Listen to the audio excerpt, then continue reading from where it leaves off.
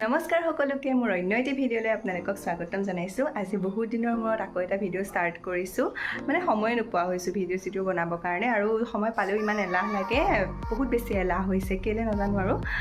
তাকে আজি ছানডে যিহেতু ঘৰতে থাকিম আৰু এফালে যাবলগীয়াও আছে, চ' ভাবিলোঁ ভিডিঅ' এটা বনাওঁ অকণমানকৈ, আৰু নতুনকৈ যিহেতু কণ্টেণ্ট মনিটাইজেশ্যন পাইছোঁ সেইকাৰণে মানে কি দিম কি নিদিম তেনেকুৱা নিচিনা লাগি থাকে। চ' বোলো ব্লগ এটাকে বনাওঁ সৰুকৈ, আপোনালোকে চাই থাকিব, দেখাই থাকিম।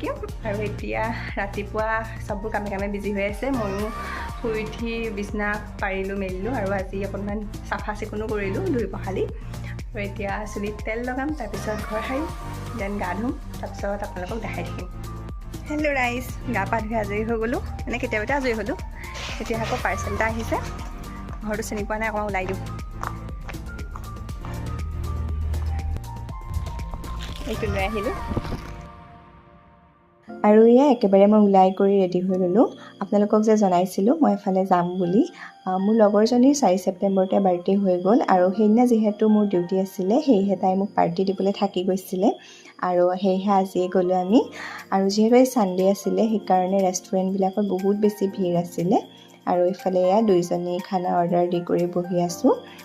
আৰু এই আমাৰ খানা আহিলে বহুত বেছি টেষ্টি আছিলে।